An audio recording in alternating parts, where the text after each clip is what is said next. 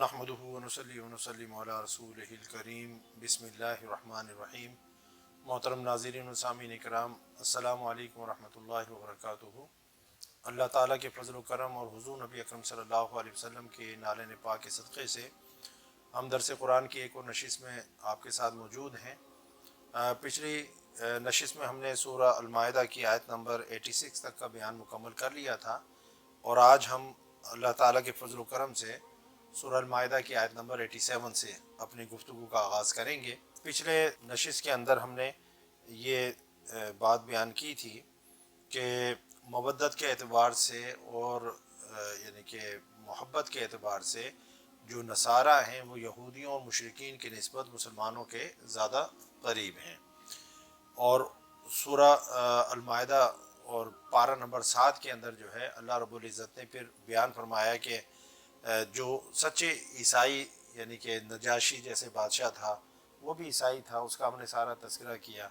تو کس طریقے سے جب قرآن پاک اس کی مجلس کے اندر اس کے دربار میں پڑھا گیا تو اس کی آنکھوں سے آنسو جاری ہو گئے، اس کا ذکر جو ہے اللہ تعالیٰ نے قرآن پاک میں جو ہے وہ بیان فرمایا۔ اور اللہ تعالیٰ نے یہ بھی بیان فرمایا کہ عیسائیوں کی جو محبت ہے مودت ہے سب کی نہیں، وہ ایک یعنی کہ گروہ ہے عیسائیوں میں سے بھی جو مسلمانوں کے قریب ہے۔ تو اس کی وجہ جو ہے وہ یہ کہ ان میں اہل علم لوگ ہیں اور ان میں جو ہے علماء ربانیین ہیں اور عبادت گزار اور گوشہ نشین لوگ ہیں۔ اب یہ چیز ذہن میں رکھیں، اگلی آیات میں یہی بات اللہ تعالیٰ بیان فرما رہا ہے کہ ترک دنیا اچھی بات ہے، زہد یعنی دنیا یعنی کہ دنیا سے بے رغبتی، دنیا کو جو ہے ترک کرنا یہ اچھی بات ہے۔ ترک دنیا، ترک لذات، ان سب کے اندر خیر ہے، لیکن یہ ساری چیزیں جو ہے شریعت کے دامن کے اندر رہ کر ہونی چاہیے، شریعت کی حدود کے اندر رہتے ہوئے ہونی چاہیے۔ یعنی کوئی بھی چیز جو ہے وہ شریعت کی حدود کو توڑ کر نہ کی جائے، چاہے اس کے اندر مقصد کتنا ہی اچھا کیوں نہ ہو، ٹھیک ہے نا۔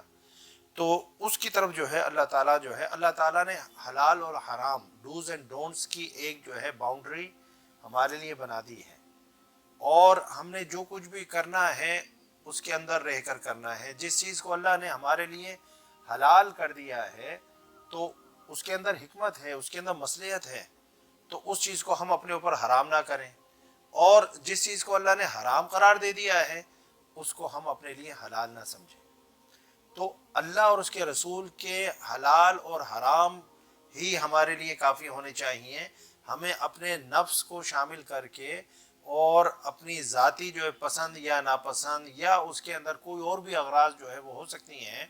بعض اوقات جو ہے لوگ خود کو جو ہے اس طرح سے پیش کرتے ہیں کہ جی فلاں چیز جو ہے وہ میں نے اپنے اوپر جیسے حرام کر لی ہے یا اس کے اوپر پابندی لگا دی ہے۔ تو اب اس کو اگر ہم دیکھیں تو تین طرح سے اس کے، اگر یا تو یہ ہے کہ اعتقاد کے اندر بھی وہ شخص اگر کوئی چیز اگر انسان اپنی زندگی سے نکال رہا ہے، کوئی چیز حلال تھی، اللہ کی طرف سے حلال تھی، دین شریعت اس کو حلال کہتے ہیں، لیکن وہ خود ساختہ اپنے اوپر پابندی لگا لیتا ہے، اگر تو اس نے اعتقاداً یہ پابندی لگا دی اور اس کو اعتقاداً جو ہے جو اللہ نے حلال کیا اس کو وہ حرام سمجھنے لگا تو وہ کافر ہو جائے گا، وہ دار اسلام سے جو ہے وہ نکل جائے گا۔ دوسری صورت اس کی یہ ہو سکتی ہے کہ انسان جو ہے قولاً اس چیز کو جو ہے کہے کہ جی میں نے فلاں چیز کو، فلاں کھانے کو، فلاں یعنی کہ چیز کو جو ہے اپنے اوپر حرام کر لیا ہے، اعتقاداً نہیں، اعتقاداً تو اس کو حلال ہی سمجھتا ہے، لیکن اپنے اوپر اس نے جو ہے اس چیز کو حرام جو ہے وہ سمجھا۔ تو اور تیسری چیز یہ ہے کہ نہ اس نے اعتقاداً اس چیز کو لیا، نہ قولاً اس نے کچھ کہا، لیکن عملی طور پر وہ کوئی چیز ہے وہ نہیں کھاتا۔ جیسے بعض لوگ جو ویجیٹیرین ہو جاتے ہیں، مسلمان ہیں ویجیٹیرین ہو جاتے ہیں، تو بہت ساری حلال چیزیں جو اللہ نے کی ہیں وہ گوشت وغیرہ یہ وہ چیزیں جو اپنی زندگی سے اس کو نکال دیتے ہیں، ٹھیک ہے نا۔ تو اللہ رب العزت جو ہے اعتقاداً اگر ہو تو پھر تو انسان دار اسلام سے خارج ہو گیا، کہ جس چیز کو اللہ نے حلال کیا ہے آپ اس کو حرام قرار دے رہے ہیں، جس کو حرام قرار دیا ہے اس کو حلال قرار دے رہے ہیں۔ لیکن اگر جو ہے دوسری یا تیسری صورت ہو، قولاً اپنے اوپر کوئی چیز جو ہے وہ لازم کر لیا ہے، تو یہ چیز جو ہے وہ مناسب نہیں ہے، اس سے جو ہے انسان گناہ گار ہوتا ہے، ٹھیک ہے نا، کہ اللہ کی قائم کردہ چیزوں کو ہاں اگر اس کی کوئی جو ہے طبی حوالے سے کوئی ایسے معاملات ہیں یا روحانی حوالے سے جو ہے کوئی ایسے معاملات ہیں جس کی وجہ سے وہ کسی خاص چیز کو چھوڑ دیتا ہے، جس طرح صوفیہ کرام جو ہے بعض اوقات جب وہ ریاضات و مجاہدات کرتے ہیں تو کچھ چیزوں کو جو ہے وہ اپنی زندگی سے جو ہے وہ نکال دیتے ہیں، وہ چیزیں حلال ہوتی ہیں، پاک اور طیب ہوتی ہیں، لیکن وہ اس وقت ان کے لیے ٹھیک نہیں ہوتی، ٹھیک ہے نا، تو کچھ چیزوں سے پرہیز کرنا پڑتا ہے، اجتناب کرنا پڑتا ہے وقتی طور پر، اور پھر بعد میں جو ہے وہ اس کو استعمال کرتے ہیں۔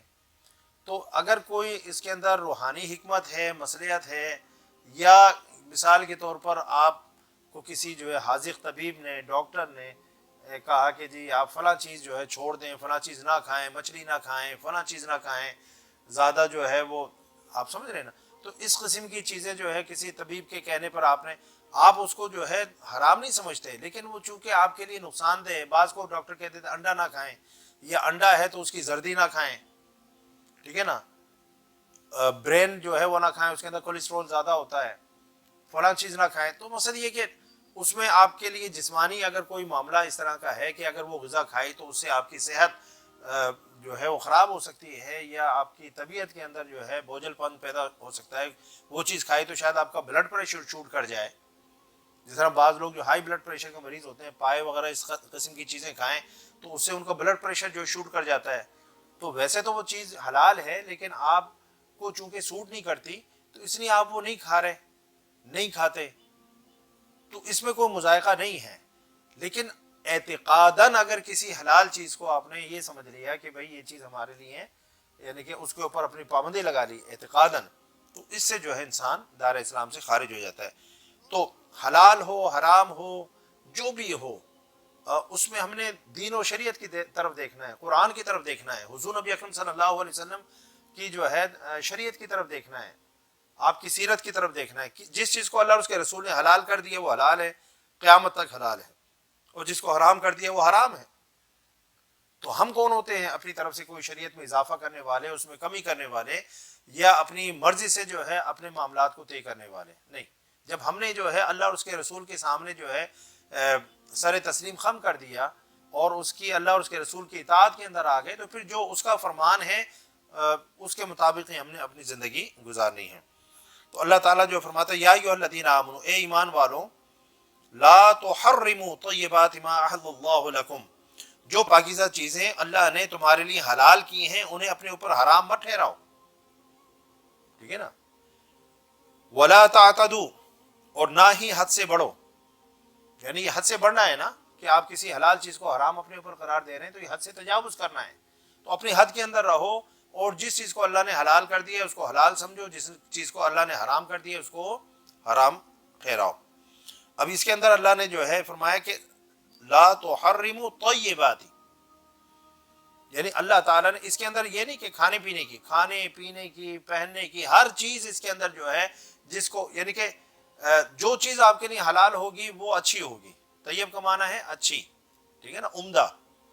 تو جن چیزوں کو اللہ تعالیٰ نے، چاہے وہ ہمارے کھانے سے جو ہے تعلق ہے، معقولات ہیں، مشروبات ہیں، لباس ہے، یہ جو بھی چیز ہے جس کو اللہ نے ہمارے لیے حلال کیا ہے وہ عمدہ ہے، وہ کیا ہے؟ عمدہ ہے، اچھی ہے، اور اس میں ہمارے لیے یعنی کہ جسمانی طور پر بھی اور روحانی طور پر بھی خیر ہے، بھلائی ہے۔ تو اللہ تعالیٰ جس چیز کو حلال کرتا ہے اس میں بھی حکمت ہے، مصلحت ہے، اور جس چیز کو حرام قرار دیتا ہے اس میں بھی حکمت اور مصلحت ہے۔ ان اللہ لا یحب المعتدین، بے شک اللہ جو ہے حد سے تجاوز کرنے والوں کو پسند نہیں فرماتا۔ تو یہ جو آج آپ دیکھتے ہیں ہمارے یہاں بھی جو ہے اپنی اپنی شریعتیں بنا لی ہیں، اور تصوف کے اندر، روحانیت کے اندر بھی عجیب قسم کے جو ہے معاملات جو ہے شامل کر لیے ہیں، مزارات پر جا رہے ہیں تو وہ بھی جناب عجیب طریقے سے ڈانس کرتے ہوئے، گھنگرو جو ہے پاؤں میں ڈالے ہوئے ہیں اور رقص کر رہے ہیں اور ملنگ بنے ہوئے ہیں۔ یہ ویسے کہ دین اور شریعت کے اوپر چلیں، یہ ملنگ شلنگ جو ہے یہ کوئی بھی نہیں ہے۔ آپ یعنی کہ دین اور شریعت پر چلتے نہیں ہیں، نمازیں آپ نہیں پڑھ رہے، طہارت کا آپ کو نہیں پتہ، بس جناب گھنگرو باندھ کر ملنگ بن گئے ہیں، یہ حد سے جو ہے تجاوز کرنے والی باتیں ہیں۔ اللہ تعالیٰ حد سے تجاوز کرنے والوں کو پسند نہیں کرتا۔ پھر اللہ نے فرمایا وَكُلُوا مِمَّا رَزَقَكُمُ اللَّهُ حَلَالًا طَيِّبًا، پھر دیکھیں آپ نے اور جو حلال پاکیزہ رزق اللہ نے تمہیں عطا فرمایا ہے. دو چیزیں، حلال اور پاکیزہ رزق، یعنی کہ جو بھی چیز اللہ تمہیں دے وہ حلال کا مطلب یہ ہے کہ وہ لیگل سورسز سے آپ تک پہنچے. تو کھانے کی چیز ہو، پینے کی چیز ہو، پہننے کی چیز ہو، جو بھی چیز ہو وہ حلال ذرائع سے آنی چاہیے. حرام ذرائع سے اگر کوئی چیز حاصل کی گئی یا کوئی رقم حاصل کی گئی، اس سے پھر بے شک جو ہے کوئی پاکیزہ چیز ہی خرید لی، لیکن چونکہ وہ حرام رقم سے آپ نے خریدی ہے یا حرام رقم سے وہ یعنی کہ لباس خریدا ہے، تو اللہ تعالیٰ پھر فرماتا ہے، حضور نبی اکرم صلی اللہ علیہ وسلم نے فرمایا کہ ایک شخص ہے جو اللہ کی بارگاہ میں دعا کر رہا ہے اور حالت اس کی یہ ہے کہ اس کا لباس بھی حرام سے ہے، اس کا کھانا بھی حرام سے، اس کا پہننا بھی حرام سے، اس کا پینا بھی حرام سے ہے، تو اللہ کیسے اس کی دعائیں قبول فرمائے گا؟ تو مقصد یہ کہ زندگی کے اندر اس چیز کو جو ہے ہمیشہ مد نظر رکھیں کہ بے شک تھوڑا ہو لیکن صاف ستھرا ہو، اور جو آپ کے مقدر میں، نصیب میں اللہ تعالیٰ نے لکھ دیا ہے وہ آپ کو مل کر رہے گا. جب ہم ماں کے پیٹ میں تھے اسی وقت اللہ تعالیٰ نے فرشتوں کو بھیج کر ہمارا رزق جو ہے لکھ دیا تھا. اب اگر رزق کو بڑھانا ہے تو وہ حرام طریقے سے نہیں بڑھے گا. رزق بڑھے گا کہ آپ جو ہے صلہ رحمی کریں، آپ نیک اعمال کریں، اللہ کی راہ میں صدقہ و خیرات کریں. یہ وہ چیزیں ہیں جو انسان کی عمر میں بھی اضافہ کرتی ہیں اور انسان کے رزق میں بھی اضافہ کرتی ہیں. تو اللہ کے ساتھ تجارت کریں، اللہ کے ساتھ جو معاملہ کریں، اس کی راہ میں خرچ کریں، اس کے دیے ہوئے مال میں سے خرچ کریں. وہ جگہ جگہ وعدہ کر رہا ہے کہ تم جو ہے میرے ساتھ تجارت کرو گے تو میں تمہیں دنیا کے اندر بھی اس کا صلہ دوں گا، تمہارے مال میں، عمر میں برکت دے کر، اور آخرت میں جو ہے جنت ہے تمہارے لیے. تو یہ طریقہ ہے، نہ کہ یہ کہ حرام کے راستے پر دوسروں کو دیکھ کر جی یہ آفیسر ہے، دیکھیں یہ رشوت لیتا ہے، یہ حرام کے راستے پر چل رہا ہے تو دیکھو اس نے کوٹھی بنا لی. یہ کچھ بھی نہیں ہے. دنیا کے اندر وہ 10 کوٹھیاں بنا لے. اللہ نے فرمایا قل متاع دنیا قلیل، یہ دنیا کی جو متاع ہے وہ قلیل ہے، ساری دنیا قلیل ہے، تو اس پوری دنیا کے اندر 10 کوٹھیاں اس کی کیا حیثیت ہے؟ آپ دیکھ رہے ہیں نا، جب پوری دنیا کو اللہ نے قلیل کہہ دیا تو اس دنیا کے اندر جو ہے کتنی کوٹھیاں بنا لے گا؟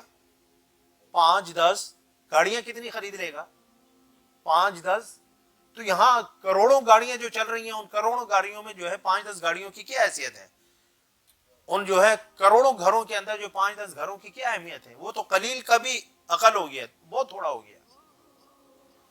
تو آخرت کے مقابلے میں دنیا تو ہے ہی قلیل، لیکن اس دنیا کو حاصل کرنے کے لیے اگر ہم نے آخرت کو برباد کر دیا تو یہ گھاٹے کا، نقصان کا، خسارے کا سودا ہے. اللہ نے فرمایا منکم من یرید الدنیا ومنکم من یرید الآخرہ، کہ تم میں سے بعض وہ ہیں جو دنیا چاہتے ہیں، دنیا پرستی ہے، دنیا چاہتے ہیں کہ اللہ ہمیں دنیا مل جائے، دنیا مل جائے، اور تم میں سے بعض وہ ہیں جو آخرت کے طلبگار ہیں. تو اچھے طلبگار کون ہیں؟ اچھے طلبگار وہ ہیں جو آخرت کی امید رکھتے ہیں. دنیا تو سب کی گزر جائے گی. فقیر بھی جو تھے وہ دنیا گزار کر چلے گئے، بادشاہ بھی دنیا گزار کر چلے گئے. کسی نے اچھی گزاری، کسی نے بری گزاری، کسی نے زیادہ سہولتوں کے ساتھ زندگی گزار لی، کسی نے کم سہولتوں کے ساتھ گزار لی.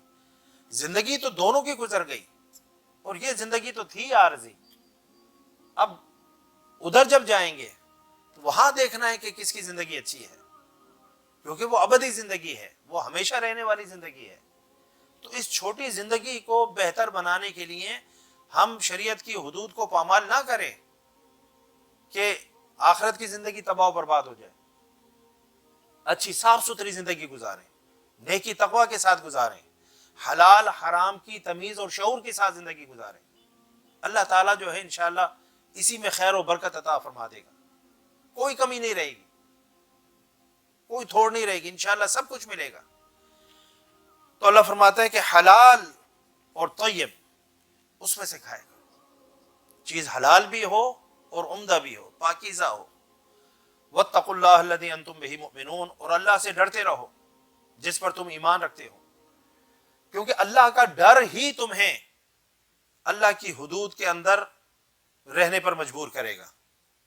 اگر اللہ کا ڈر نہ ہو، اللہ کا خوف نہ ہو، تو پھر دین اور شریعت کی حدود کی پامالی بہت آسان ہو جاتی ہے. لوگ کر نہیں رہے، دین کی حدود کا مذاق اڑایا ہوا ہے، حدود کی پامالی ہو رہی ہے، تمسخر اڑایا جا رہا ہے، اس کے رخچے اڑا دیے. کوئی جو ہے یعنی کہ ادب نہیں ہے دین اور شریعت کا. مذاق اڑاتے ہیں, دین کا مذاق اڑاتے ہیں, شریعت کا مذاق اڑاتے ہیں. یہ آج کے دور میں قابل عمل نہیں ہے, پریکٹیکیبل نہیں ہے. اب بس ہے یعنی جو چیز اللہ نے نازل فرمائی ہے اس کو نہیں معلوم کہ یہ پریکٹیکیبل ہے یا نہیں ہے.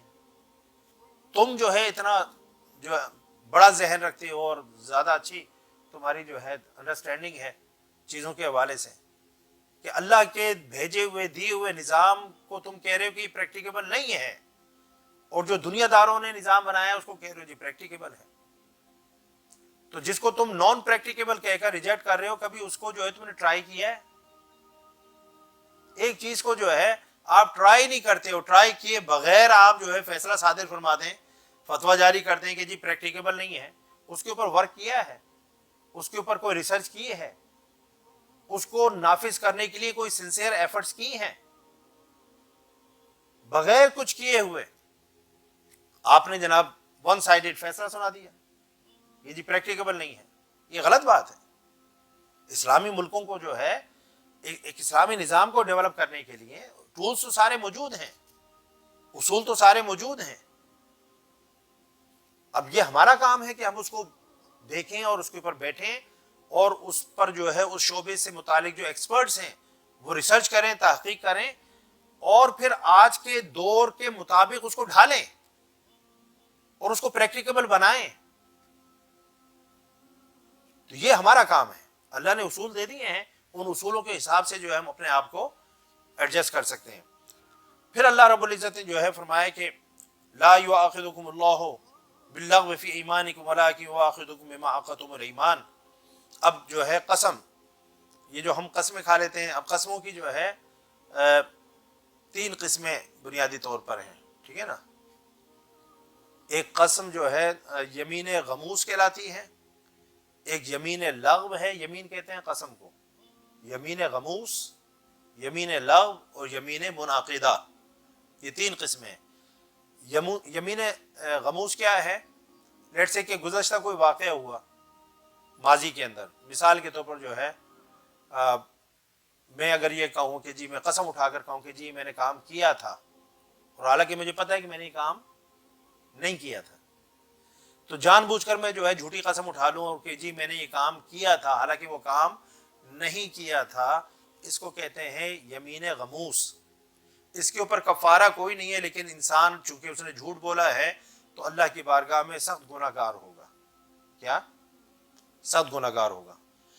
دوسری ہے یمین لغو. یمین لغو جو ہے مثال کے طور پر کسی نے آپ کو ایک بات کہی, لیٹ سے اس نے کہا جی فلاں شخص جو ہے آیا تھا, ٹھیک ہے نا, کسی نے آپ کو اطلاع دی, آپ نے اس بندے پر ٹرسٹ کرتے ہوئے, اعتماد کرتے ہوئے آپ نے بھی جو اس پر یقین کر لیا اور آگے آپ نے کہا کہ جی فلاں شخص آیا تھا, حالانکہ وہ آیا ہی نہیں تھا, ٹھیک ہے نا. تو اب یعنی کہ آپ نے اس کے اعتماد پر, دوسرے بندے کی دی ہوئی خبر پر اعتماد کرتے ہوئے آپ نے قسم اٹھا کر جو کہہ دیا جی ہاں جی فلاں شخص آیا تھا, حالانکہ آیا کوئی نہیں تھا, تو یہ یمین لغو ہو گئی. قسم تو اس میں بھی انوالو ہو گئی نا, تو یمین لغو ہے. یا ایسی قسمیں جو ہم عام بول چال کے اندر بہت زیادہ استعمال کرتے ہیں. آپ نے دیکھا ہوگا بعض لوگوں کی بیماری ہوتی ہے کہ جملہ جو سینٹنس بعد میں بولتے ہیں, پہلے وہ کہتے ہیں قسمیں قسمیں, واللہ, عربی زبان میں جو واللہ, وہ قسمیں, بائی گاڈ. اب بس ہے نا, حالانکہ وہ بات غلط ہی کہہ رہے تھے لیکن بائی گاڈ اس نے پہلے کہہ دینا ہے. قسمیں جو پنجابی کے اندر بہت زیادہ, واللہ, عربی جو ہے وہ پھر واللہ واللہ ان کا جو ہے وہ ختم نہیں ہوتا. یہ جو زبان کے اوپر یہ چڑی ہوتی ہے قسمیں, واللہ, بائی گاڈ, یہ یمین لغو ہے. یعنی کہ اس قسم کی باتوں کا اللہ تعالیٰ مواخذہ گرفت نہیں فرماتا, ٹھیک ہے نا, اس کا فرما رہا ہے لا یؤاخذکم اللہ باللغو فی ایمان. اور تیسری جو قسم ہے وہ بھی میں آپ کو بتا دوں, وہ یمین منعقدہ ہے. مثال کے طور پر آپ نے, اب یہ تو 2 تھی ماضی کی, ٹھیک ہے نا.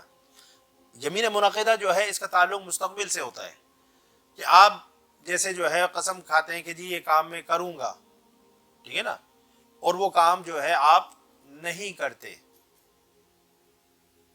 اس قسم کو جو ہے آپ توڑ دیتے ہیں, تو پھر اس کا کفارہ ہے, وہ آگے کفارہ بھی آئے گا. اور بعض اوقات جو ہے قسم توڑنا ضروری ہوتا ہے, واجب ہوتا ہے کہ آپ قسم توڑ دیں, کیونکہ آپ نے قسم ہی ایسی کھا لی جو قسم کھانی نہیں چاہیے تھی, جو دین و شریعت کے حساب سے درست نہیں ہے, غلط ہے, لیکن جذبات میں آ کر آپ نے وہ قسم کھا لی. ٹھیک ہے, تو پھر حکم یہ ہے کہ آپ وہ قسم توڑ دیں اور توڑ کر جو کفارہ ہے اس کفارے کو ادا کر دیں. سمجھ آ گئی؟ یہ 3 قسمیں ہو گئیں, یمین غموس, یمین لغو اور یمین منعقدہ. 2 کا تعلق ماضی کے ساتھ ہے اور 1 کا تعلق مستقبل فیوچر کے ساتھ ہے. لا یؤاخذکم اللہ باللغو فی ایمانکم, اللہ تمہاری بے مقصد اور غیر سنجیدہ قسموں میں تمہاری گرفت نہیں فرماتا. ولاکن یؤاخذکم بما عقدتم الایمان, لیکن تمہاری ان سنجیدہ قسموں پر گرفت فرماتا ہے جنہیں تم یعنی ارادے کے ساتھ مضبوط کر لو, پختہ کر لو. فکفارتہ اطعام 10 مساکین من اوسط ما تطعمون اہلیکم وکسوتہم تحریر رقبہ. اب 3 جو ہے کفارے جو ہے اللہ نے بیان فرمائے, اور اگر وہ تینوں میں سے کسی ایک کو بھی آپ ادا نہ کر سکیں تو پھر چوتھا اس کی ریپلیسمنٹ میں ہے.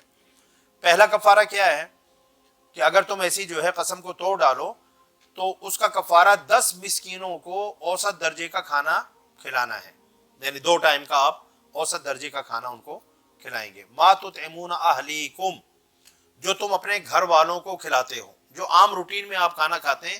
اب یہ نہیں کہ ان کو کھلانا ہے تو آپ روسٹ بنائیں اور فلاں بنائیں, عام روٹین کے اندر نہ آپ روسٹ بناتے ہیں نہ کوئی ڈش ہوتی ہے, سویٹ ڈش ہوتی ہے, نارمل سالن روٹی آپ کھاتے ہیں. تو جو آپ اپنے گھر والوں کو روٹین میں کھلاتے ہیں وہی آپ 10 مسکینوں کو 2 ٹائم کا کھانا کھلا دیں گے. یا جو ہے اسی طرح ان مسکینوں کو کپڑے دینا ہے 10 مسکینوں کو, او کسوتہم او تحریر رقبہ, یا ایک گردن یعنی غلام یا باندی کو آزاد کرنا ہے. چونکہ وہ دور جو تھا جس وقت قرآن نازل ہو رہا تھا دور غلامی تھا, تو اسلام نے جو ہے غلامی کے طوق سے لوگوں کو نجات دلائی ہے. اسلام از اے ریلیجن آف فریڈم, کہ ہر چیز کے اندر جب کفارہ اسلام نے بیان کیا ہے تو اس میں غلام کو آزاد کرنا بھی رکھا ہے, تاکہ اس بہانے سے بھئی یہ کام تو عام روٹین میں ہوتے رہتے ہیں, کبھی یہ غلطی ہو گئی کبھی وہ غلطی ہو گئی, تو کفارے کے اندر اللہ رب العزت نے غلام کو یا باندی کو آزاد کرنا رکھا ہوا ہے تاکہ اس بہانے لوگ آزاد ہوں, اور آزاد ہوتے ہوتے پھر ایک وقت وہ آئے گا جب کوئی غلام باقی نہیں رہے گا. تو اسلام نے جو ہے یعنی کہ جو تصور غلامی ہے اور اس کو بالکل جو ہے ختم کر دیا, اور حریت اور آزادی اس کو اسلام نے جو ہے انکریج کیا ہے اور پروموٹ کیا ہے. پھر فرمایا کہ اگر یہ تینوں چیزیں نہ ہوں, یعنی نہ آپ کھانا کھلا سکتے ہیں, نہ ان کو کپڑا پہنا سکتے ہیں, نہ کوئی غلام یا باندی جو ہے آزاد کر سکتے ہیں, فمن لم یجد فصیام 3 ایام. تو یعنی کہ پہلے تو یہ 3 چیزوں میں سے ایک کرنا ہوگا نا. ان 3 چیزوں میں سے اگر کوئی کام کرنے پر آپ قدرت نہیں رکھتے, 10 مسکینوں کو آپ 2 وقت کا کھانا نہیں کھلا سکتے, یا ان کو کپڑا نہیں پہنا سکتے, اور کوئی غلام یا باندی آزاد نہیں کر سکتے, اس کی طاقت نہیں ہے, آپ فائنینشلی افورڈ نہیں کر سکتے, تو پھر 3 دن کے روزے ہیں. فمن لم یجد فصیام 3 ایام. تو اگر یہ میسر نہ ہو تو 3 دن روزہ رکھنا ہے, اور یہ 3 دن جو ہے آپ نے مسلسل روزے رکھنے ہیں, ناغے کے ساتھ نہیں کہ 3 دن ایک دن رکھ لیا, پھر ایک ہفتے بعد ایک دن رکھ لیا, پھر ایک ہفتے بعد ایک دن رکھ لیا, یہ بیچ گیپس کے ساتھ رکھ لیا. 3 روزے جو کفارے کے رکھیں گے وہ پے در پہ رکھیں گے, مستقل رکھیں گے. ذالک کفارۃ ایمانکم اذا حلفتم, یہ تمہاری قسموں کا کفارہ ہے جب تم کھا لو, جب تم وہ قسم کھا لو تو یہ تمہارا کفارہ ہے. یعنی کھا کر اگر تو تم پوری کرتے ہو پھر تو اچھی بات ہے, اور اگر تم کھانے کے بعد اس کو جو ہے قسم کھانے کے بعد, قسم اٹھانے کے بعد تم توڑ دیتے ہو تو پھر یہ کفارہ ہے جو اللہ تعالیٰ نے بیان فرما دیا. واحفظوا ایمانکم, اور اپنی قسموں کی حفاظت کیا کرو, اپنی قسموں کی, یعنی جب قسم اٹھا لو اور وہ قسم ایسی ہو جو پوری کی جا سکتی ہو تو پھر اس قسم کو پورا کرنا چاہیے. ٹھیک ہے نا, اس قسم کو توڑنا نہیں چاہیے, روٹین میں ایسا ہی ہے. لیکن اگر کوئی چیز ایسی ہے کہ آپ نے غلط قسم اٹھا لی ہے جذبات میں آ کر, تو پھر اس کا توڑنا واجب ہے اور کفارہ آپ دے دیں.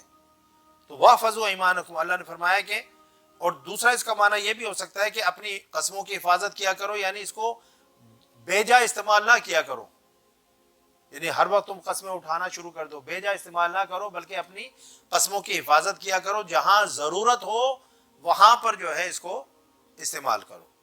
کذالک یبین اللہ لکم آیاتہ لعلکم تشکرون، اسی طرح اللہ تمہارے لیے اپنی آیتیں خوب واضح فرماتا ہے تاکہ تم جو ہے شکر گزار بن جاؤ، اس کے احکامات کی اطاعت کر کے شکر گزار بن جاؤ۔ تو شکر گزاری کیا ہے؟ شکر گزاری میں نے پہلے بھی بیان کی تھی کہ صرف زبان سے یہ کہہ دینا کہ اللہ تیرا شکر ہے، الحمدللہ الحمدللہ، یہی صرف اللہ کا شکر ادا کرنے کا طریقہ نہیں ہے۔ یہ طریقہ ہے، الحمدللہ کہنا چاہیے، اللہ کا شکر زبان سے بھی ادا کرنا چاہیے، لیکن شکر گزاری کیا ہے کہ جو اللہ اور اس کے رسول کے احکامات ہیں، اس کے دین و شریعت کے احکامات ہیں، ان پر عمل کر کے اللہ کا شکر ادا کرو۔ اللہ نے کہا ہے کہ میری عبادت کرو، انا ربکم فاعبدون، میں تمہارا رب ہوں پس تم عبادت کرو۔ اب آپ اللہ تیرا شکر ہے، اللہ تیرا شکر ہے، نمازیں تمہاری قضا ہو رہی ہیں، قرآن کبھی اٹھا کر پڑھ نہیں رہے، روزے کبھی رکھ نہیں رہے، اللہ تیرا شکر ہے، یہ کیسا شکر ہے؟ اللہ کا اگر جو ہے شکر ادا کرنا ہے تو پھر اس کی عبادت کر کے، قرآن کی تلاوت کر کے، ماہ رمضان کے اندر روزے رکھ کر، اپنے مال میں سے زکوٰۃ دے کر، یہ شکر کا عملی طریقہ ہے۔ پھر اللہ نے فرمایا کہ انشکر لی ولی والدیک، میرا شکر ادا کرو، والدین کا ادا کرو۔ آپ جناب تو یعنی کہ جو حقوق اللہ تعالیٰ نے ہمارے اوپر عائد کر دیے ہیں، والدین کے حوالے سے، اپنی اولاد کے حوالے سے، اپنے بہن بھائیوں کے حوالے سے، اپنے قرب و جوار میں رہنے والوں کے حوالے سے، اپنے اعزا و اقربا، اپنے رشتہ دار، اپنے ریلیٹیوز کے حوالے سے، اور پوری حضور نبی اکرم صلی اللہ علیہ وسلم کی امت کے حوالے سے، اور پوری انسانیت کے حوالے سے، ان چیزوں پر ہم عمل کریں تو یہ حقیقت میں جو ہے اللہ تعالیٰ کا شکر ادا کرنا ہے۔ اب حضور نبی اکرم صلی اللہ علیہ وسلم فرما رہے ہیں کہ المسلم من سلم المسلمون من لسانہ و یدہ، کہ تم میں سے مسلمان وہ ہے جو اپنے مسلمان بھائی کو جو ہے نہ زبان سے تنگ کرے، نہ جو ہے ہاتھ سے تنگ کرے ہیں۔ تو ہم جو ہے اپنے مسلمان بھائیوں کو زبان سے بھی تنگ کر رہے ہیں، اذیت پہنچا رہے ہیں، ان کو ہرٹ کر رہے ہیں، اور ہاتھوں سے بھی کر رہے ہیں، اور پھر کہیں کہ جناب ہم بہت زیادہ شکر گزار ہیں۔ تو یہ کیسی شکر گزاری ہے؟ تو شکر گزاری بیسیکلی جو ہے زبان سے تو کہا جائے اچھی بات ہے، لیکن عملی طور پر حقوق اللہ اور حقوق العباد اور اللہ اور اس کے رسول کے احکامات پر عمل کر کے ہم اللہ کے حقیقی شکر گزار بندے بن سکتے ہیں۔ یہ طریقہ ہے۔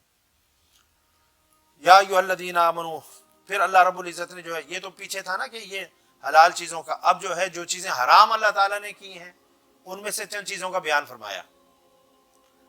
ان میں سے 4 چیزوں کا اللہ تعالیٰ نے یہاں پر بیان فرمایا، حرام چیزوں کا، یعنی کہ ساری تفصیل تو یہاں پر بیان نہیں کی، لیکن جو حرام اشیاء تھیں ان میں سے چند چیزوں کا اللہ تعالیٰ نے ذکر فرمایا، اور جو حلال چیزیں تھیں ان کو پاک اور طیب فرمایا، اور جو حرام چیزیں اللہ تعالیٰ نے اس کو فرمایا کہ یہ رجس ہیں، یہ ناپاک ہیں، گندی ہیں۔ تو دیکھیں حلال چیز کے اندر جو ہے عمدگی ہے، پاکیزگی ہے، انسان کے جسم کے لیے بھی وہ مفید ہیں، اور انسان کی روحانی بالیدگی کے لیے بھی وہ چیزیں اچھی ہیں۔ اور جو حرام اللہ نے قرار دی ہے، نہ اس کا دنیاوی کوئی فائدہ ہے، نہ اس کا کوئی اخروی فائدہ ہے، نہ اس کا کوئی جسمانی فائدہ ہے، نہ اس کا کوئی روحانی فائدہ ہے۔ وہ ہر اعتبار سے اگر آپ دیکھیں، اس کو پرکھیں اور اس کو جو ہے اس کا انالیسس کریں، تو آپ دیکھیں گے جن چیزوں کا بھی میں آپ کو بتاؤں گا، ان چیزوں کے اندر یعنی کہ پلیدگی ہے، ناپاکی ہے، نجاست ہے، گندگی ہے، ہر اعتبار سے یہ چیزیں انسان کے لیے نقصان دہ ہیں۔ تو ایسی چیزوں کو زندگی سے نکال دینا چاہیے، ایسی چیزوں کو جو ہے بالکل اپنے قریب نہیں آنے دینا چاہیے۔ تو اللہ نے حلال چیزوں کا بیان فرمایا، اب ضروری تھا نا کہ حرام چیزوں کا بھی کچھ تذکرہ ہو جائے، تو اللہ نے فرمایا یا ایھا الذین آمنوا، اے ایمان والو، انما الخمر والمیسر والانصاب والازلام، بے شک شراب اور جوا اور عبادت کے لیے نصب کیے گئے بت، اور والازلام اور قسمت معلوم کرنے کے لیے فال کے جو تیر ہیں، یہ سب جو ہے ناپاک شیطانی کام ہے۔ رجس من عمل شیطان، یہ شیطان کے جو ہے جال ہیں، یہ شیطان کے پھندے ہیں. شیطان اس کے ذریعے سے تمہارے اخلاق کو تباہ کرتا ہے، تمہارے دین کو تباہ و برباد کرتا ہے، تمہاری دنیا بھی برباد کرتا ہے، تمہاری آخرت بھی برباد کرتا ہے. تو یہ چال ہے شیطان کی، یہ جال ہے اور پھندے ہیں جس کے فریب میں شیطان جو ہے انسانوں کو پھنساتا ہے. اب ان میں سے پہلی چیز کیا ہے؟ شراب. ہاں جی، تو شراب کے بارے میں جو ہے حضور نبی اکرم صلی اللہ علیہ وسلم نے اس کو ام الخبائث جو ہے قرار دیا، یعنی ساری جو برائیوں کی، یعنی کہ آپ یوں کہہ رہے ہیں کہ ساری برائیوں کی جڑ وہ کیا ہے؟ شراب ہے، ماں ہے یہ خبائث کی. کیونکہ انسان کا جسم جو کنٹرول ہوتا ہے دماغ سے، ایسا ہی ہے نا، دماغ سے کنٹرول ہوتا ہے. اور جب شراب انسان پیتا ہے تو اس کا دماغ معاف ہو جاتا ہے، اس کے دماغ کا جو فنکشن ہے وہ معطل ہو جاتا ہے، اس کو اچھے برے کی تمیز نہیں رہتی، اس کی اخلاقیات کا جنازہ نکل جاتا ہے، اس کو حلال حرام کی تمیز نہیں رہتی، اس کو ماں بہن بیٹی کے درمیان تمیز نہیں رہتی. اب بات سمجھے نا، جتنے جو ہے جو ڈومیسٹک وائلنسز ہو رہے ہیں یا فزیکل ابیوزز ہوتے ہیں یا یو کے میں، یورپ میں، امریکہ کینیڈا کے اندر، اس میں زیادہ تر اس وقت ہوتے ہیں جب وہ ڈرنک ہوتے ہیں، شراب کی نشے کی حالت میں دھت ہو کر فزیکل ابیوز ہوتے ہیں، مورل جو ہے برائیاں جنم لیتی ہیں، پھر انسانی صحت کے اوپر اس کے مضر اثرات ہیں. یعنی کہ جب انسان کی عقل ہی جو ہے معاف ہو گئی اور اس کو پتہ ہی نہیں ہے کہ میں یعنی کہ کیا کر رہا ہوں، کیا کہہ رہا ہوں، تو پھر وہ جو چاہے پھر کرے، جو چاہے کہے.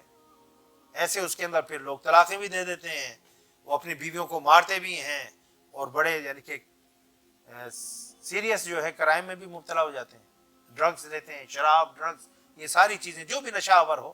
خمر سے یہاں پر مراد جو ہے صرف شراب نہیں ہے، بلکہ ہر وہ چیز جو انسان کو نشہ دے، جو انسان کی عقل کو یعنی معطل کر دے، وہ شراب ہے، وہ خمر ہے.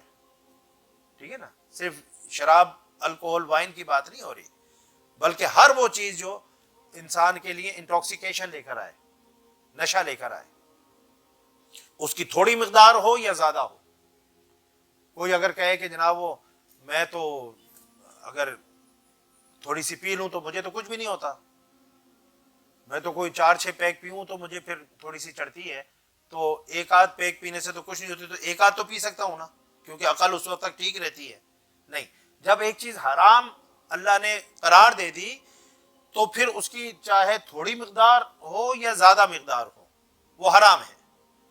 اب کوئی تھوڑی بھی پیے گا چاہے نشہ آئے یا نہ آئے. بہت سارے جو بہت زیادہ ایڈکٹیو ہو جاتے ہیں تو وہ تھوڑی بہت سے ان کو نہیں یعنی کہ کوئی مزہ آتا، وہ جب تک کوئی 1-2 بوتلیں جو ہے پی نہ لیں اس وقت تک ان کو جو نشہ نہیں چڑھتا. تو سب حرام ہے، وہ تھوڑی سی پیے یا زیادہ پیے سب حرام ہے. تو حضور نبی اکرم صلی اللہ علیہ وسلم نے فرمایا کہ جو شراب پینے والا ہے، شارب الخمر کا عابد الوسق، کہ شراب پینے والا وہ ایسا ہی ہے جیسے بتوں کی پرستش کرنے والا. جس طرح بت کی پرستش کرنے والا جو ہے شخص ہے، یعنی جو شرک کے اندر مبتلا ہو رہا ہے، اسی طریقے سے شراب پینے والا ہے. پھر والمیسر، اور جوا. اب جوئے کے اندر بھی ایک نشہ ہے، یہ بھی حرام ہے. کیوں؟ کیونکہ اس میں کیا ہوتا ہے کہ ایک بندہ جو ہے لوزر ہوتا ہے اور ایک بندہ جو ہے وہ گینر ہوتا ہے. یعنی 2 بندوں کا مال ہے، انہوں نے جوا کھیلا، ایک سارا مال لے گیا، تو جو مال سارا لے گیا تو وہ تو بڑا خوش ہے، اور جس نے سارا جو ہے لوز کر دیا وہ جناب بالکل غم کے اندر چلا گیا. بعض اوقات لوگ جوئے کی لت کی وجہ سے اپنے گھر کا مال، اسباب، اپنے بچے، اپنی بیویوں تک جو ہے داؤ پر لگا دیتے ہیں. دور جاہلیت کے اندر ایسا ہوتا تھا کہ کچھ نہیں رہا، جوا کھیلنے کے لیے کچھ چاہیے نا، تو اپنی بیوی کو آگے کر دیا کہ جی اگر میں ہار گیا تو بیوی تمہاری. یعنی اخلاقیات کا جنازہ نکل جاتا ہے. شراب کا بھی یہی معاملہ ہے، انسان جو بے غیرت ہو جاتا ہے، کمینہ ہو جاتا ہے، اس کے اندر سیلف ریسپیکٹ باقی نہیں رہتی، وہ ڈگنیٹی باقی نہیں رہتی. اس طرح جوا کھیلنے والا بھی جو ہے اس کو بس اب کے میں جیت جاؤں گا، اب یہ لاٹری لگا لوں، اب کے میں جیک پاٹ میرا ہو جائے گا. وہ جیک پاٹ تو کبھی بھی نہیں ہوتا، وہ ہر مرتبہ اسی امید کے ساتھ وہ کھیلتا ہے کہ اب کے جیک پاٹ جو ہے میرا نکل آئے گا. ہے یا نہیں؟ تو اسلام ایسی چیز کو جس میں ایک بندے کا سارا جو ہے فائدہ ہو جائے اور دوسرا بندہ سارا کچھ لوز کر جائے، یہ کوئی تجارت نہیں ہے، یہ نرا جو ہے ضلالت ہے. یہ تجارت نہیں ہے بلکہ ضلالت ہے. تو فرمایا کہ والمیسر والانصاب، اور نصب کیے گئے بت. تو یہ جو بت تھے اس کے اوپر وہ قربان کا وہاں پر جانور قربان کرتے تھے، فلاں کرتے تھے. تو وہ چاہے بت ہو، چاہے کوئی جو ہے درخت ہو، یا جو بھی ہو جس کو ایک یعنی کہ سائن بنا لیا گیا ہو عبادت کے لیے، وہ سب جو ہے وہ حرام ہے. والازلام، اور جو ہے قسمت معلوم کرنے کے لیے اب دو طریقے ہوتے تھے. یہ بھی ایک جوئے کی قسم ہوتی تھی. ایک تو فال نکالے جاتے تھے، ٹھیک ہے نا، کہ اس کے اوپر لکھا جاتا تھا. بعض اوقات پرندوں کے ساتھ بھی فال نکلتی تھی کہ پرندے کو اڑایا، اگر وہ جناب مشرق میں چلا گیا تو اچھی فال ہے، مغرب میں چلا گیا تو بری فال ہے. اب سفر کرنا ہے تو پھر فال نکالنی ہے. اس طرح تیروں کے اوپر بھی جو ہے لکھ دیا جاتا تھا، پھر اس کو جو گھمایا جاتا تھا اس میں سے تیر نکال لیا کہ بھئی سفر پر جانا جو ہے نیک شگون ہے یا بد شگون ہے، فلاں ہے. تو جو تیر نکل آیا تو اس کے حساب سے جو اپنے معاملات. اسلام میں اس قسم کی جو یعنی بدشگونیاں ہیں یا توہمات ہیں، سپرسٹیشسنس ہے، یہ جو ہے اس کی اجازت کوئی نہیں ہے. اسلام، اللہ نے آپ کو عقل دی ہے، آپ کو اللہ نے اشرف المخلوقات بنایا ہے. آپ ان توہمات کے اندر جو ہے پڑھتے ہیں کہ جی فال تیر یوں ہو گیا تو جناب یہ ہے، بلی راستہ کاٹ گئی، کالی بلی نے راستہ کاٹ لیا، یا کالے کتے نے جو ہے وہ گاڑی سے گزر گیا تو واپس آ جاؤ جی پلٹ کر، اب نہیں جانا، منحوس ہو گیا ہے، شبد نہیں رہا فلاں. یہ ساری جہالت ہیں. آپ دیکھیں یہ ہندوؤں میں، ان میں مشرکوں میں، بت پرستوں میں یہ چیزیں ابھی بھی آپ دیکھیں. وہ دروازوں گوروں کے اندر بھی وہ گھوڑے کا جو اس کا کھور ہوتا ہے، سم جو لوہے کا اس کے اندر، ابھی بھی آپ دیکھیں پرانے جو گھروں کے اوپر اس کے اوپر لگے ہوتے ہیں ہارس شوز. یہ ساری توہمات پرستی جو ان کے اندر بھی تھی، اور ان سب چیزوں کا اسلام نے قلع کما کیا. اللہ پر توکل کرو، اللہ پر بھروسہ کرو. نفع و نقصان کا مالک اللہ ہے. اگر کسی چیز میں نقصان آپ کے لیے وہ بھی اللہ کی طرف سے ہے، نفع ہے وہ بھی آپ کی طرف سے. یہ سفر آپ کے لیے اچھا رہے گا نہیں رہے گا یہ اللہ بہتر جانتا ہے. یہ فال کے تیر اور یہ جو ہے یہ کیا کر سکتے ہیں. پھر بعض ایسا کرتے تھے کہ جیسے ایک اونٹ ہے اس کو ذبح کیا، اس میں 10 لوگ جو شریک ہو گئے. کیا 10 لوگ جو شریک ہو گئے، پیسے سب کے ہیں، 10 لوگوں کے پیسے اس کے اندر لگے ہوئے، اونٹ 10 لوگوں نے خریدا. اب اس کے اندر انہوں نے کیا کیا کہ جو 7 تیر ہیں اس کے اوپر اونٹ کے جو حصے لکھے، ران، دستی، گردن، جو بھی ہے، ایک کے اوپر جو ہے، اور 3 خالی رہنے دیے. تو پھر 3 ایسے ہیں کہ جس کے اوپر 2 حصے لکھے ہوئے ہیں اور 3 بالکل خالی ہیں. اب اس کو ترکش میں ڈال کر اس کو ہلایا، اور اس کے بعد جو ہے اب پیسے سب کے لگے ہوئے ہیں. اس میں سے نکالا، اچھا جی یہ ران آپ کی ہو گئی، یہ نکالا جناب، یہ جناب ران اور دستی آپ کی ہو گئی. جو نکالا، ایک نکلا اس کے اندر کچھ بھی نہیں ہے، جی آپ کو کچھ بھی نہیں ملے گا. اب 3 بندے تو ڈیفینیٹلی اس میں سے ایسے ہوں گے نا جو بالکل محروم رہ گئے. اونٹ خریدنے میں پیسے ان کے لگے ہوئے ہیں، لیکن ان کو جو ہے ایک بوٹی بھی اونٹ کی نہیں ملی. اور کچھ لوگ ایسے ہوئے جو 2 حصے لے گئے، 3 حصے لے گئے. آپ بس سمجھ رہے ہیں، یہ بھی اسلام نے کہا یہ حرام ہے. ٹھیک ہے نا، جب سب کا حصہ لگا ہوا ہے تو سب اس کے اندر شریک ہیں. ہاں یہ ہو سکتا ہے کہ اگر مساوات ہو، حقوق کے اندر مساوات ہو، لیکن مثال کے طور پر 4 بھائی مل کر جو ہے ایک مکان خریدتے ہیں، سب کا اس میں برابر کا شیئر ہے، لیکن اس کے اوپر جو ہے 4 اسٹوری ہے، اس کے اوپر تھوڑا سا وہ ہو جاتا ہے کہ بھئی کون سا پورشن کون لے گا. if there are 4 portions، ٹھیک ہے نا، تو اس کے اندر پھر اتنی اجازت ہے کہ آپ قرآن اندازی کر لیں. اگر ویسے تو بیٹھ کر آپس میں صلح صفائی کے ساتھ آپ ڈیسائیڈ کر لیں، ٹھیک ہے نا، لیکن اگر وہ ڈیسائیڈ نہیں ہو سکتا ہے تو پھر قرآن اندازی کر لیں. اتنی اجازت ہے، کیونکہ سب کے جو ہے پیسے ایکول لگے ہوئے ہیں، ان کا حق ایکول ہے. تو لیکن صرف یہ طے نہیں ہو رہا کہ کون سا پورشن یا کون سا فلور کس کے پاس ہوگا، تو اس میں آپ قرآن اندازی کر سکتے ہیں، اتنی تو اجازت ہے۔ لیکن یہ کہ ایک شخص ہے، اس نے پیسے لگائے اور وہ کلیتاً حق سے محروم ہو گیا، ایسا کام جو ہے اسلام نے اس کی اجازت نہیں دی، کیونکہ ایک جو ہے وہ خوشی سے جو چھلانگے لگا رہا ہوگا اور دوسرا شخص جو ہے وہ غم میں ڈوبا ہوا ہوگا، تو یہ کوئی طریقہ نہیں ہے۔ پھر جو ہے فرمایا کہ رجس من عمل الشیطان ہے، یہ سارے جو ہے ناپاک شیطانی کام ہے، شیطانی کام ہے۔ تو شیطان نے جو ہے اللہ کی بارگاہ میں یہ عہد کیا تھا، وعدہ کیا تھا کہ میں ان کی دنیا کو برباد کروں گا۔ دنیا کب برباد ہوتی ہے؟ جب انسان اللہ کے راستے سے ہٹتا ہے، جب صراط مستقیم سے ہٹ جائے گا اس کی دنیا بھی برباد ہو گئی اور اس کی آخرت بھی برباد ہو گئی۔ تو پہلے تو دنیا برباد کرتا ہے اور دنیا برباد کرنے کے بعد آخرت بھی برباد ہو جاتی ہے۔ تو فرمایا کہ یہ سب جو ہے شیطان کے جال ہیں، شیطان کے ہتھ کنڈے ہیں، شیطان کے جو ہے یہ طریقے ہیں پھنسانے کے، فاجتنبوہ ہو، تو تم جو ہے ان سے کلیتاً پرہیز کرو، بالکل ان کو اپنی زندگی سے نکال دو، لعلکم تفلحون، تاکہ تم فلاح پا جاؤ۔ ایک جب یہ شراب کی حرمت کا آیا تو ایک شخص حضور نبی اکرم صلی اللہ علیہ وسلم کی بارگاہ میں حاضر ہوا اور آ کر کہنے لگا، وہ شراب کا کام کرتا تھا، شراب بیچتا تھا، تو اب اسلام نے تو شراب پینا، کشید کرنا، لانا لے جانا، بیچنا، سب کچھ جو ہے منع کر دیا نا، سب پر لعنت۔ تو اس نے کہا کہ یا رسول اللہ، میرے پاس جو ہے جو میں شراب بیچتا تھا تو اس سے مجھے تھوڑے پیسے میرے پاس اس کے ہیں، اس کمائی کے، تو اگر میں اس کو جو ہے مسئلے کی اس کو استعمال کر سکتا ہوں یا اس کو اللہ کی راہ میں خرچ کر دوں، کیا کروں میں؟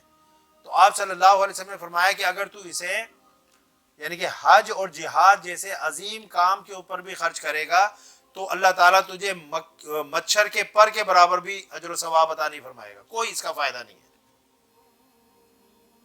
یعنی کہ حرام کام کر کے اس سے حاصل شدہ جو آمدنی ہے، اس سے حاصل شدہ جو پیسے ہیں، ان سے آپ اگر کوئی نیکی کا، خیر کا، کوئی چیریٹی کا کام کرنا چاہیں تو اللہ کی بارگاہ سے کوئی اجر و ثواب نہیں ملتا۔ ہم کیا کرتے ہیں؟ ہم جناب لوگوں کے مال لوٹنے کے بعد اور غصب کرنے کے بعد پھر ہم جو ہے ایک یتیم خانہ کھلوا دیتے ہیں، پھر ہم جو ہے ایک جو ہے وہ کھلوا دیتے ہیں کہ یہاں پر جو ہے بھوکے اور غریب لوگ آ کر جو ہے کھانا کھا رہے ہیں، لنگر خانہ کھلوا دیا، اور جی فلاں ملک صاحب کے جو ہے لنگر خانہ چل رہا ہے، روز جو ہے 500 بندے اس میں سے لنگر کھاتے ہیں جی صبح و شام، بہت ہی جناب دیالو ہیں، بہت ہی جناب یہ سخی ہیں، دیکھو ان کے لنگر خانے چل رہے ہیں۔ اور دنیا کا خون چوس کر اور حرام مال جمع کر کے تم لنگر خانے چلا رہے ہو، یتیم خانے چلا رہے ہو، اللہ کی بارگاہ میں اس کا رتی برابر بھی کوئی اجر و ثواب نہیں ہے۔ کیوں؟ کیونکہ وہ جو دیکھیں کنویں کے اندر اگر کتا گر گیا ہے تو پہلے اس کتے کو نکالیں، اس کے بعد جو ہے اس میں سے ڈول نکالیں اتنے سو، تب کہیں جا کر وہ پانی پاک ہوگا۔ آپ ڈول نکالے جائیں، کتا وہیں پر پڑا ہوا ہے، تو ساری زندگی ڈول نکالتے رہیں گے، وہ پانی تو جو ہے وہ پاک اور صاف نہیں ہوگا۔ تو پہلے جو ہے اب یہ جتنے بھی ہوتے ہیں ساری زندگی حرام کام کر کے اور اس سے اپنے بزنسز اسٹیبلش کر کے اور سارا کچھ کر کے پھر جناب گاڑیاں رکھ کر نمازیں پڑھنی شروع کر دیتے ہیں، وہ مال وہیں کا وہیں ہے، وہ بزنس حلال ہو گئے اب صرف داڑھی رکھنے سے اور نمازیں پڑھنے سے اور توبہ کرنے سے۔ توبہ اس چیز کا نام نہیں ہے کہ آپ نے توبہ کر لی اور باقی جو حرام مال وہیں پر پڑا ہوا ہے، اس سے جو آپ نے شاپنگ مال بنائے ہوئے ہیں اور اس سے جو دکانیں بنائی ہوئی ہیں، اس سے جو کرائے آ رہے ہیں، اس سے جو مکان کرائے پر چڑھائے ہوئے ہیں حرام مال سے کما کر مکان خرید کر، وہ سارا پیسہ آ رہا ہے اور اسے آپ کھا رہے ہیں، داڑھی صرف رکھ لی ہے، نمازیں پڑھنی شروع کر دی ہیں، چلے پر چلے گئے، حج پر چلے گئے اور سمجھ لیا کہ جناب ہم بہت ہی نیک ہو گئے، اور سارا نہیں، اس کا پہلے بندوبست کرو نا۔ جو حرام سے مال کمایا ہے اس کو جو ہے بغیر ثواب کی نیت کے اللہ کی راہ میں جو ہے وہ خرچ کرو بغیر ثواب کی نیت سے، اور آؤ 0 پوائنٹ کے اوپر، اب توبہ کرو اور پھر جو ہے نیک بن جاؤ۔ کرے گا کوئی؟ یہ ہے۔ تو اللہ رب العزت نے فرمایا کہ اس سے جو اجتناب کر لو، کلیتاً اجتناب، لعلکم تفلحون، تاکہ تم فلاح پا جاؤ۔ اب فلاح کا تعلق جو ہے اخروی زندگی سے ہے، تو فلاح پا جاؤ یعنی کہ آخرت کی زندگی میں تم کامیاب ہو، کامران ہو جاؤ، ٹھیک ہے نا۔ پھر اللہ نے فرمایا انما یرید الشیطان ان یوقع بینکم العداوۃ والبغضاء فی الخمر والمیسر ویصدکم عن ذکر اللہ وعن الصلاۃ فہل انتم منتہون، شیطان تو یہی چاہتا ہے کہ شراب اور جوئے کے ذریعے تمہارے درمیان عداوت اور کینہ ڈلوا دے۔ اب یہ دنیاوی جو ہے مضمرات ہیں، نقصانات ہیں جو شراب اور جوئے کے ہیں، کہ تمہارے درمیان اب دشمنی نہیں پیدا ہوگی۔ دیکھیں نا، شراب جب بندہ پیتا ہے، جب اس کا ہوش جو جاتا ہے، پھر جھگڑے ہو جاتے ہیں، لڑائیاں ہوتی ہیں، فائٹنگ ہوتی ہے، ٹھیک ہے نا، ایک دوسرے کو مارتے ہیں، تو اس سے دشمنیاں جنم لیتی ہیں، عداوت جنم لیتی ہے، کینہ پیدا ہوتا ہے۔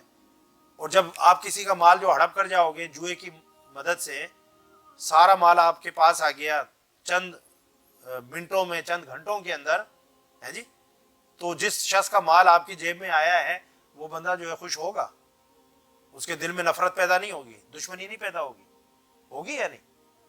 تو یہ یعنی کہ ایسی چیزیں ہیں، شراب اور جوا اور یہ ساری چیزیں جو یعنی نفرت کے بیج بوتی ہیں، عداوت کے، دشمنی کے بیج بوتی ہیں، اور اس سے جو ہے کینہ انسان کے دل کے اندر پیدا ہو جاتا ہے۔ تو اللہ فرما رہا ہے کہ یہ ایک تو یہ دنیاوی جو نقصانات ہو گئے، وَيَصُدَّكُمْ عَنْ ذِكْرِ اللَّهِ وَعَنِ الصَّلَاةِ، اور تمہیں اللہ کے ذکر سے اور نماز سے روک دے۔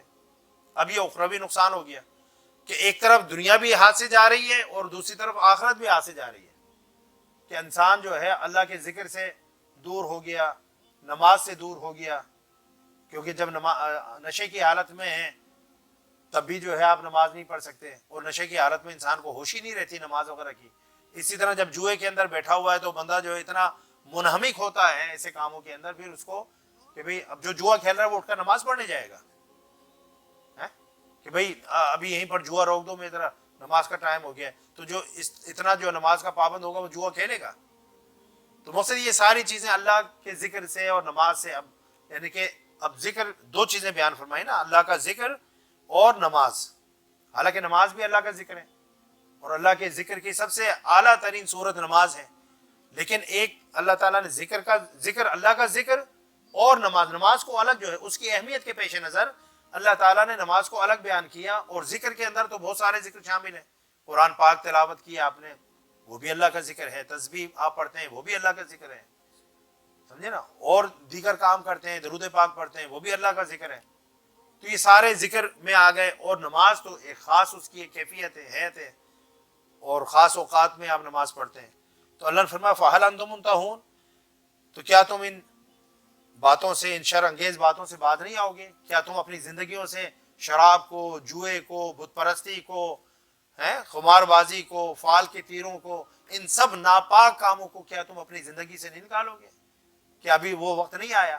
تو تاریخ نے دیکھا کہ جب یہ آیات جو ہے نازل ہوئی، یہ آیت تھی آخری شراب کی حرمت کے حوالے سے، جس کے بعد پھر جو ہے جن کے پاس گھروں میں شراب تھی، مٹکوں میں شرابیں ہوتی تھیں، جس طرح پانی پیتے ہیں اس طرح وہ شراب پیتے تھے، تو گلیوں کے اندر انہوں نے شرابوں کو بہا دیا، اور یہ بھی نہیں سوچا کہ بھی باقی لوگ شراب پیتے ہیں جو مسلمان نہیں ہیں تو انہی کو ہم بیچ دیں، نہیں، اتنی نفرت پیدا ہو گئی اس چیز کے ساتھ کہ انہوں نے یہ بھی نہیں سوچا کہ بھئی یہ ایک ویلیوبل چیز ہے، اس کو ہم بیچ دیں، سب شراب وغیرہ سارے مٹکے توڑ کر جو ہے شراب کو بہا دیا اور اپنی زندگی سے اس کو بالکل خارج کر دیا، کیونکہ اللہ کا فرمان تھا فَهَلْ أَنْتُمْ مُنْتَهُونَ، کیا تم جو ہے باز نہیں آؤ گے ان چیزوں سے؟ انہوں نے کہا ہم باز آ گئے، ہم رک گئے، اب یہ چیزیں ہماری زندگی میں شامل نہیں ہوں گی۔ وَأَطِيعُوا اللَّهَ وَأَطِيعُوا الرَّسُولَ وَاحْذَرُوا، اللہ نے فرمایا کہ اور تم اللہ کی اطاعت کرو اور رسول کی اطاعت کرو، اور اللہ اور اس کے رسول صلی اللہ علیہ وسلم کی مخالفت سے بچتے رہو۔ وَاحْذَرُوا فَإِن تَوَلَّيْتُمْ، کیونکہ اللہ کی اس کے رسول کی اطاعت جو ہے وہی تمہیں ان چیزوں سے روک سکتی ہے، اور اللہ کی اور اس کے رسول کی مخالفت سے بچو، تو جب مخالفت سے بچو گے تو دین اور شریعت کے جو احکامات ہیں ان پر عمل کرنا تمہارے لیے آسان ہو جائے گا، دین اور شریعت کی جو حدود ہیں ان کی پامالی سے تم بچ جاؤ گے۔ وَإِن تَوَلَّيْتُمْ، پھر اگر تم نے اس سے روگردانی کی، فَاعْلَمُوا، تو جان لو، أَنَّمَا عَلَىٰ رَسُولِنَا الْبَلَاغُ الْمُبِينُ، کہ ہمارے رسول صلی اللہ علیہ وسلم پر تو صرف احکامات کا واضح طور پر تم تک پہنچا دینا ہی ہے، اور وہ یہ فریضہ ادا کر چکے ہیں، تو ان کی جو شان ہے، ان کی جو قدر و منزلت ہے اللہ کی بارگاہ میں، تم ایمان لاؤ یا نہ لاؤ، تم جو ہے اطاعت کرو یا نہ کرو، اس سے میرے محبوب کی شان میں، اس کی قدر و قیمت میں، اس کے مقام و مرتبے میں کوئی رتی برابر بھی فرق نہیں پڑے گا۔ وہ جو اس کی شان محبوبیت ہے اللہ کی بارگاہ میں، وہ ویسی کی ویسی رہے گی، کیونکہ ان کا کام جو ہے اللہ کے پیغام کو، اللہ کے میسج کو تم تک پہنچانا ہے، وہ انہوں نے پہنچا دیا، انہوں نے اپنی ذمہ داری پوری کر دی۔ لیس علی الذین آمنوا وعملوا الصالحات جناح فیما طعموا۔ اب سوال یہ پیدا ہوا کہ بھئی ان کاموں کی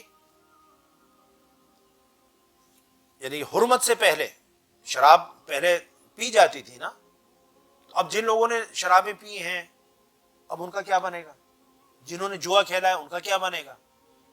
ٹھیک ہے نا، اب انہوں نے جو ہے یہ کام بھی کیے ہوں گے، نمازیں بھی پڑھی ہوں گی، قرآن کی تلاوت بھی کی ہوگی۔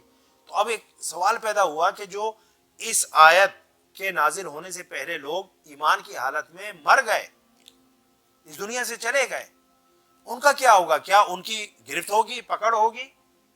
تو اللہ تعالیٰ اس کا جو آگے جواب دے رہا ہے، لیس علی الذین آمنوا وعملوا الصالحات جناح فیما طعموا، ان لوگوں پر جو ایمان لائے اور نیک عمل کرتے رہے تو اس میں کوئی گناہ نہیں، یعنی اس حرام میں کوئی گناہ نہیں جو وہ کھا پی چکے ہیں، یعنی حکم حرمت جو ہے اترنے سے پہلے جو انہوں نے حرام جو کھا لیا، جو حرام پی لیا شراب کی صورت میں، اس کے اوپر کوئی جو ہے معاوضہ نہیں ہے، کوئی پکڑ نہیں ہے، کوئی گرفت نہیں ہے، کوئی ان سے جو سوال نہیں ہوگا، کوئی پوچھ گچھ نہیں ہوگی۔ بات سمجھ آ گئی؟ جبکہ اذا متقوا وآمنوا، جبکہ وہ بقیہ معاملات میں بچتے رہے۔ اب اس دور میں جو بھی حلال اور حرام کے قوانین تھے اس کے مطابق وہ چلتے تھے اور نیک اعمال جو ہے ان پر عمل پیرا رہے، تو اگر یہ چیز حرام نہیں تھی نا، لیکن باقی جو چیزیں تھیں حرام، ان کو وہ حرام سمجھتے رہے اور وہ ان سے بچتے رہے، حلال چیزوں پر کاربند رہے، یہ چیزیں تو اس وقت حرام ہی نہیں ہوئی تھیں، ٹھیک ہے نا، لیکن بقیہ جو چیزیں حرام ہوئی تھیں ان کو وہ حرام بھی سمجھتے تھے اور ان سے اجتناب بھی کرتے تھے، بچتے بھی تھے، نیک اعمال کرتے تھے۔ تو اگر ایسا تھا تو پھر جو چیزیں اس وقت تک حرام نہیں ہوئی تھیں اگر انہوں نے وہ کھا لی یا پی لی تو اس کے اوپر کوئی ان سے گرفت اور معاوضہ نہیں ہوگا۔ پھر فرمایا ثم اتقوا وآمنوا ثم اتقوا واحسنوا واللہ یحب المحسنین، پھر احکام حرمت کے آ جانے کے بعد بھی وہ ان سب حرام اشیاء سے پرہیز کرتے رہے۔ اب تو حکم نازل ہو گیا نا کہ شراب حرام ہے، جوا حرام ہے، ٹھیک ہے نا، بت پرستی جو ہے وہ حرام ہے، اور یہ فال کے تیر جو ہے یہ سب شیطانی کام ہے۔ اب تو حکم آ گیا نا، تو اس حکم کے آنے کے بعد انہوں نے جو ہے ان کاموں کی طرف نہ ہاتھ بڑھایا نہ قدم بڑھایا اور اس کو جو اپنی زندگی سے نکال دیا، اور ان کی حرمت پر جو ہے صدق دل سے وہ ایمان لے آئے۔ ثم اتقوا، پھر وہ صاحب تقوی ہوئے، وَأَحْسَنُوا، اور پھر صاحب تقوی نہیں بالآخر جو ہے صاحب احسان ہو گئے، یعنی اتنے یعنی کہ اعمال کے اندر انہوں نے محنت کی اور نیک اعمال سے اتنی رغبت اور محبت ہو گئی کہ محنت کرتے کرتے وہ احسان کے درجے پر فائز ہو گئے، جہاں پر وہ اللہ کے خاص محبوب اور مقرب اور نیکوکار بندے بن گئے۔ واللہ یحب المحسنین، اور اللہ جو ہے احسان والوں سے محبت کرتا ہے، جو درجہ احسان کے اوپر فائز ہو جاتے ہیں۔ درجہ احسان کیا ہے؟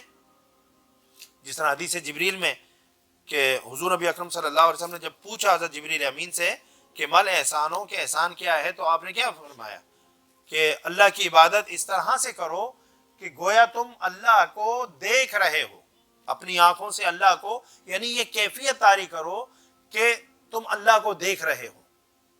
اور اگر یہ کیفیت جو ہے طاری نہیں ہو سکتی تو کم از کم یہ کیفیت طاری کرو، اور یہ احسان کا نچلا درجہ ہے کہ اللہ تمہیں دیکھ رہا ہے۔ تو آپ دیکھیں جب یہ کیفیت طاری ہو جائے انسان نماز میں، عبادت میں، کہ وہ اللہ کے جلووں میں مستغرق ہے اور اللہ کے جمال اور حسن کے جلووں میں جو ہے وہ مستغرق ہے، تو کیسی کیفیت پیدا ہوگی؟ یا یہ کیفیت ہو کہ اللہ مجھے دیکھ رہا ہے، تب بھی جو ہے ایک ڈر اور خوف کی کیفیت پیدا ہوگی اور انسان برے کاموں سے بچ جائے گا۔ تو مقصد جو ہے وہ یہی ہے اللہ کا، اس کے رسول کا، دین و شریعت کا، کہ انسان جو ہے نیکی تقوی کے راستے پر رہے، ایمان کے راستے پر رہے اور شیطانی راستے سے، شیطانی کاموں سے باز آ جائے، تاکہ جو دنیا کی زندگی ہے اس میں بھی خیر اور بھلائی اس کا مقدر ہو اور آخرت میں بھی اللہ تعالیٰ اس کو عزت سے سرفراز فرمائے۔ تو آج ہم نے یعنی کہ سورہ المائدہ کی آیت نمبر 93 تک کا بیان مکمل کر لیا ہے۔ انشاءاللہ اگلے درس میں ہم سورہ المائدہ کی آیت نمبر 94 سے اپنی گفتگو کا آغاز کریں گے۔ اللہ تعالی ہم سب کو شریعت پر عمل کی توفیق عطا فرمائے۔ وما علی الا البلاغ۔ السلام علیکم ورحمۃ اللہ وبرکاتہ۔